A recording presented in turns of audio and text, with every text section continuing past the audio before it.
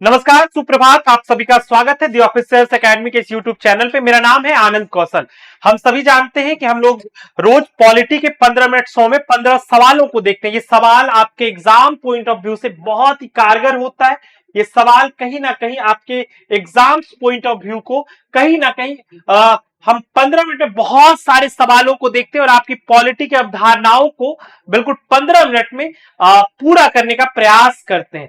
आगे बढ़ने से पहले आप सबों के लिए सूचना है, हमारा संस्थान आपके लिए बीपीएससी एईडीओ, जिसको हम क्या कहते हैं, सहायक शिक्षा विकास पदाधिकारी, जो एक बहुत अच्छी वैकेंसी है, इसके साथ जुड़िए और अपनी सफलता को सुनिश्चित कीजिए। हमारे संस्थान ने आपके लिए कोर्सेज को लॉन्च किया है। तो बिना किसी देरी के हम सवालों की तरफ आगे बढ़ेंगे। आज का पहला सवाल है, भारत का संविधान किस प्रकार की शासन प्रणाली प्रदान करता है? क्या पूछा गया है? भारत का संविधान किस प्रकार की शासन प्रणाली का प्रदान करता है? डेमोक्रेटिक, राष्ट्रपति, संसदीय, अर्ध लोकतांत्रिक। क्या है? तो भारत का जो प्रावधान है वो संसदीय प्रणाली है। और इस संसदीय प्रणाली को हमने कहां से लिया है? तो ब्रिटेन से लिया है। ठीक है, हमने कहां से लिया है? ब्रिटेन से लिया है। और हर बार मैंने आपको बताया कि ब्रिटेन और इंग्लैंड में फर्क होता है। ठीक है, ब्रिटेन और इंग्लैंड में क्या है? फर्क होता है। इस बात को आपको ध्यान रखना है कि ब्रिटेन क्या है, ब्रिटेन और इंग्लैंड में क्या है, थोड़ा फर्क होता है। ब्रिटेन वाले पता नहीं क्यों अपने नाम के साथ ग्रेट ब्रिटेन रखते थे। ठीक है, तो ब्रिटेन बहुत सारे देशों का समूह है, इंग्लैंड एक अलग देश है। ठीक है, ये समझना है। निम्नलिखित में कौन सुशासन की विशेषता नहीं है? जवाबदेही, पारदर्शिता, कानून का शासन, लाल फीताशाही। कौन, क्या सवाल है, कौन विशेषता नहीं है? तो लाल फीताशाही। लाल फीताशाही आप समझते हैं, अब तो इन शब्दों का प्रयोग कम होता है, पहले बहुत ज्यादा प्रयोग होता था कि मान लीजिए कोई कंपनी है या मान लीजिए आपको कोई काम कराना है, तो बिना पैसे दिए काम ही नहीं होता था। आप गए कि सर मेरा आवासीय बना दीजिए, आय प्रमाण पत्र बना दीजिए, सर मेरा ईडब्ल्यूएस सर्टिफिकेट बना दीजिए, सर मेरा कास्ट सर्टिफिकेट बना दीजिए, तो आपको पता चल रहा है कि बिना पैसा लिए काम ही नहीं हो रहा है।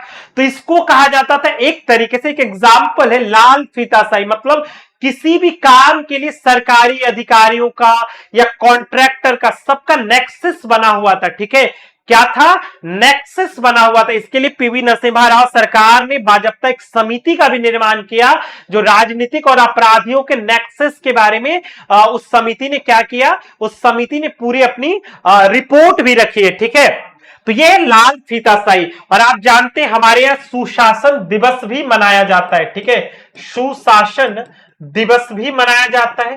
सुशासन दिवस कब मनाया जाता है? तो 25 दिसंबर को मनाया जाता है। ठीक है, सुशासन दिवस कब मनाया जाता है? 25 दिसंबर को मनाया जाता है। और इस दिन किसकी जयंती है? तो अटल बिहारी वाजपेयी की जयंती है। ठीक है, किसकी जयंती है? तो अटल बिहारी वाजपेयी की जयंती है। ये कौन थे? भारत के पूर्व प्रधानमंत्री थे। 13 दिन 13 महीने फिर पूर्ण सरकार में रहे और इन्होंने 2014 में इंडिया साइन का नारा दिया था, जिसके बाद वो चुनाव हार गए थे। ठीक है, बीजेपी के नेता थे। आज जिस बीजेपी को देख रहे हैं उस बनाने में उनका बहुत बड़ा योगदान था।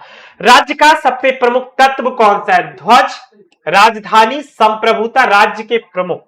क्या है सबसे इंपॉर्टेंट तत्व? क्या है, क्या एलिमेंट है जो सबसे इंपॉर्टेंट है? सबसे जो इंपॉर्टेंट एलिमेंट है इसको कहते हैं संप्रभुता, सॉवरेनिटी। मतलब क्या है कि सॉवरेनिटी का मतलब है, जैसे भारत एक संप्रभु राज्य है, कहते हैं ना, प्रस्तावना में भी उल्लेख है कि भारत क्या है, एक संप्रभु राज्य है। इसका मतलब क्या होता है मालूम है आपको?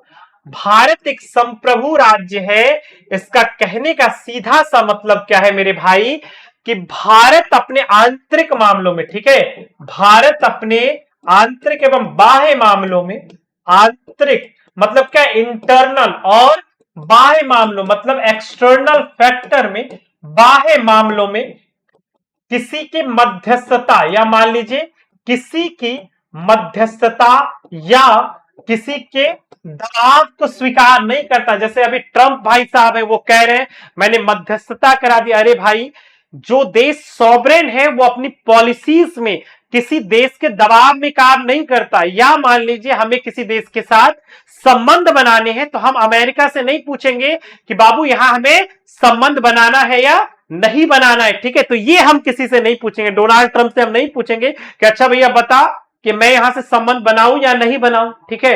तो डोनाल्ड ट्रंप ऐसे ही खुश हो रहे हैं, जैसे कल मैंने आपको बताया था कि डोनाल्ड ट्रंप भाई साहब कह रहे हैं कि जैसे ही प्रधानमंत्री मोदी चाइना की यात्रा पे गए संघाई सहयोग संगठन में, तो उन्हें कहा गया कि अरे हमसे जो व्यापार है, हमसे जो हमारे व्यापार में अमेरिका का घाटा ज्यादा है। अरे भाई तुम ये चीज क्यों नहीं जोड़ते कि तुम्हारा गूगल भी है।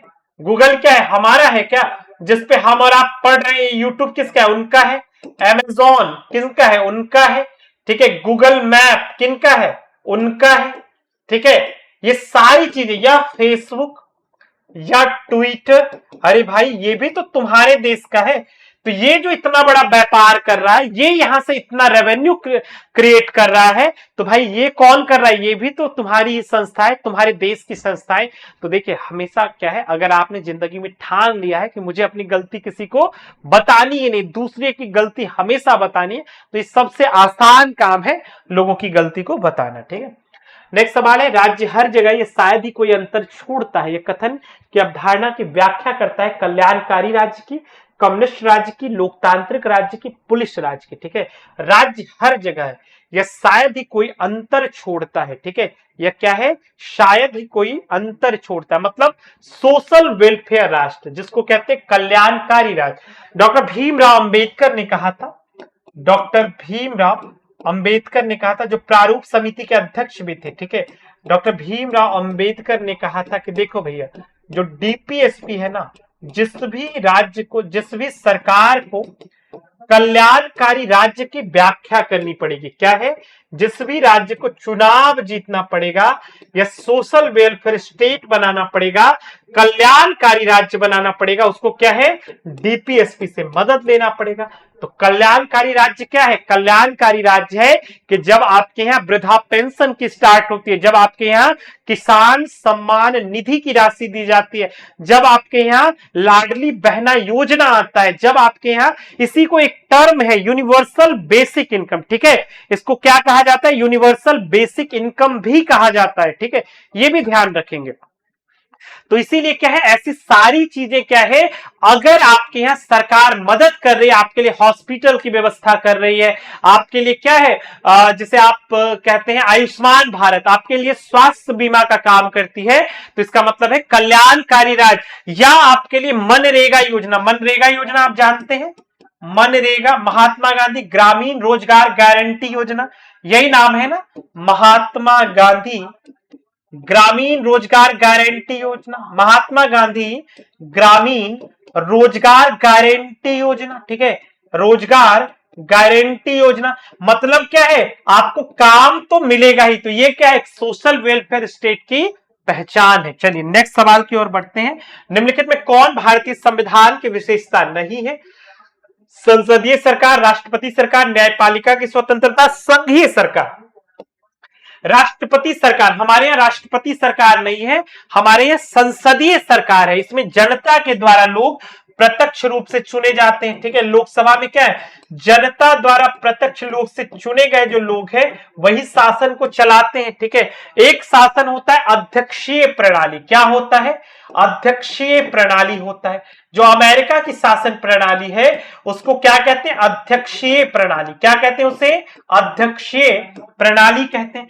नेक्स्ट सवाल है, भारतीय संविधान के उद्देश्यों में से एक के रूप में आर्थिक न्याय प्रदान किया गया, प्रस्तावना और मौलिक कर्तव्य, प्रस्तावना और राज्य के नीति निदेशक सिद्धांत, मौलिक अधिकार और राज्य के नीति निदेशक सिद्धांत, उपरोक्त में से कोई नहीं। तो देखिए हमारे प्रस्तावना और डीपीएसपी में आर्थिक स्वतंत्रता या आर्थिक न्याय की बात कही गई है कि जहां से आपको क्या है, आर्थिक न्याय मिलने की संभावना है, किस व्यक्ति को आर्थिक न्याय दी जाए, ठीक है। तो ये दो चीजों का जिक्र वहां किया गया है। नेक्स्ट सवाल है, भारतीय संविधान की प्रस्तावना में उल्लिखित आदर्शों और उद्देश्यों को आगे विस्तार से बताया गया है। कहां बताया गया है, मौलिक अधिकारों के अध्याय में, राजनीति के निदेशक सिद्धांतों में, राज्य नीति, मौलिक अधिकारों, मौलिक कर्तव्यों के निदेशक सिद्धांतों के अध्याय, संविधान के समाचार। क्या है, राज्य के नीति, मौलिक अधिकार और मौलिक कर्तव्यों के निदेशक सिद्धांतों में इसके बारे में पूर्ण रूप से बताया गया है। भारत के संविधान के निर्माताओं का दिमाग निम्नलिखित में किसमें परिलक्षित होता है? ठीक है, प्रस्तावना, मौलिक अधिकार, राजनीति, निदेशक के सिद्धांत, मौलिक कर्तव्य। देखिए, कहा जाता है कि जो प्रस्तावना है हमारे दीर्घकालिक सपनों का विचार है। इसके बारे में क्या है, सीतारमैया कहते हैं कि हमारे ये दीर्घकालिक सपनों का विचार है। ठीक है, हमने भारत के लिए जो सपने देखे हैं उसी का विचार तो हमारी प्रस्तावना है। और इसी प्रस्तावना में 42वां संविधान संशोधन द्वारा 3 नए शब्द जोड़े गए थे। ठीक है, 42वां संविधान संशोधन द्वारा 3 नए शब्द जोड़े गए। पहला जब शब्द जोड़ा गया समाजवाद, दूसरा शब्द जोड़ा गया पंथ निरपेक्षता। क्या जोड़ा गया? दूसरा पंथ निरपेक्षता। और जो तीसरा शब्द जोड़ा गया उसे कहते हैं राष्ट्रीय अखंडता कहते हैं। ठीक है, क्या कहते हैं? राष्ट्रीय अखंडता कहते हैं। नेक्स्ट, आगे बढ़ने से पहले सूचना है कि हमारे संस्थान ने आपके लिए सहायक शिक्षा विकास पदाधिकारी के कोर्सेज लॉन्च किए। आप उसके साथ जुड़िए और अपनी सफलता को सुनिश्चित कीजिए। अब नेक्स्ट सवाल की ओर आगे बढ़ते हैं। भारतीय संविधान का उद्देश्य निम्नलिखित में किसमें परिलक्षित होता है? मौलिक अधिकार, संविधान की प्रस्तावना। ठीक है, संविधान की प्रस्तावना किसमें परिलक्षित होता है? तो संविधान की प्रस्तावना में परिलक्षित होता है। ठीक है, किसमें परिलक्षित होता है? तो संविधान की प्रस्तावना में परिलक्षित होता है। ठीक है, जो भारतीय संविधान का उद्देश्य है, ठीक है, भारतीय संविधान का जो उद्देश्य है वो कहां परिलक्षित होता है मेरे भाई? जो भारतीय संविधान का जो उद्देश्य है हमारा वो का, अगर देखिए उद्देश्य की बात करें, ठीक है, अगर हम उद्देश्य की बात कर रहे हैं, ठीक है, अगर हम उद्देश्य की बात कर रहे हैं, ठीक है, अगर हम उद्देश्य की बात करें तो मौलिक अधिकार कह सकते हैं। ठीक है, कि मौलिक अधिकार में इस उद्देश्यों की बात कही गई है। ठीक है, मौलिक अधिकार क्या है? भाग 3 में। ठीक है, भाग 3 में।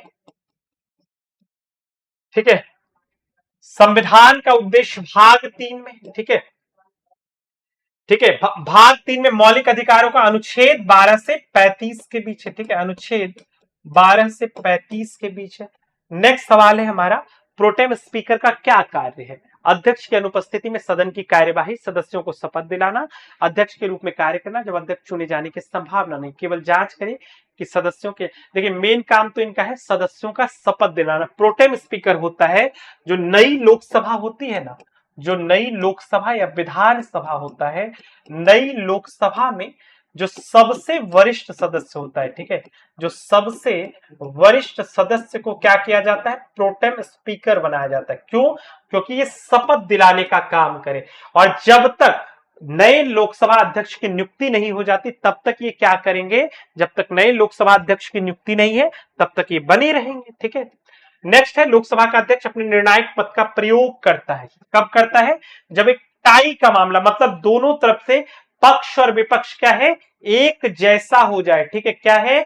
पक्ष और विपक्ष एक जैसा हो जाए तब ये प्रयोग करते हैं। लेकिन राज्यसभा का सभापति निर्णायक मत का प्रयोग नहीं कर सकता है।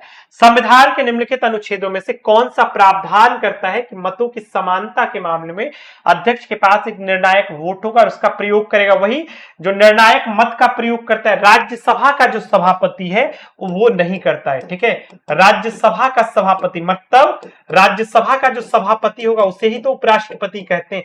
ये निर्णायक मत का प्रयोग नहीं करता है, ध्यान रखना है, निर्णायक मत का प्रयोग नहीं करता है। ठीक है, निर्णायक मत का प्रयोग नहीं करता है, ध्यान रखना है। राज्यसभा के संबंध में निम्नलिखित में से कौन सा कथन सही? इसके 1/3 सदस्य हर 2 साल में सेवानिवृत्त होते हैं, इसके आधे सदस्य हर 2 साल में सेवानिवृत्त होते हैं, इसके आधे सदस्य हर 3 साल में, इसके तो इसके 1/3 सदस्य हर 2 साल में सेवानिवृत्त होते हैं। क्यों? क्योंकि ये अस्थायी सदन है। ठीक है, क्या है? अस्थायी सदन है और इसका जो कार्यकाल है ये 6 वर्ष है। ठीक है, जब पहली बार हुआ था तो लॉटरी के अनुसार से क्या किया गया था? 1/3 सदस्यों को निकाला गया था। ठीक है, इसीलिए हर 2 साल में राज्यसभा में चुनाव होता है। ठीक है, निम्नलिखित में कौन राज्य परिषद के अनन्य शक्ति का अंग है? नई अखिल भारतीय सेवाओं का निर्माण, आकस्मिक रिक्ति के दौरान भारत के उपराष्ट्रपति का चुनाव, किसी भी राज्य की विधान परिषद का उन्मूलन, इसके अध्यक्ष। तो क्या है? नई अखिल भारतीय सेवा का अनुच्छेद 312 में इसकी चर्चा की गई है। किसमें चर्चा की गई है? अनुच्छेद 312 में, कि अगर मान लीजिए राज्यसभा के पास 2/3 बहुमत हो तो वो नई अखिल भारतीय सेवा का निर्माण कर सकता है। नई अखिल भारतीय सेवा क्या है? जैसे आईएएस और आईएएस है, आईपीएस है, क्या है? Indian police service, Indian administrative service, ठीक है। उसके बाद सारी सेंट्रल सर्विसेज है। राज्य सूची के किसी मामले पर कानून बनाने की संसद की शक्ति के संबंध में निम्नलिखित में से कौन सा कथन है जो सही नहीं है? जल्दी से बताना है। इसका जो सही आंसर है डी है, केवल राज्यसभा ही राष्ट्रीय हित में राज्य सूची के विषय पे क्या है? अनुच्छेद 249, ठीक है। ये क्या है? अनुच्छेद 249 है। इसमें क्या कहता है कि राज्यसभा को अगर 2/3 बहुमत है तो वो राज्य सूची के किसी भी विषय पर कानून बना सकती है, और उसे क्या है? राज्य सूची के किसी भी विषय को क्या करेगी? वो राष्ट्रीय महत्व का घोषित करके उसमें केंद्र सरकार को कहेगी कि भैया इस पे तुम कानून बनाओ। तो आज के लिए इतना ही रखते हैं, कल फिर मिलते हैं बहुत सारे सवालों के साथ। अगर अच्छा लगता है तो कमेंट बॉक्स में जरूर बताइए, कुछ नया जानना चाहते हैं तो वो भी बताइए। जय हिंद, जय भारत, जय बिहार, धन्यवाद।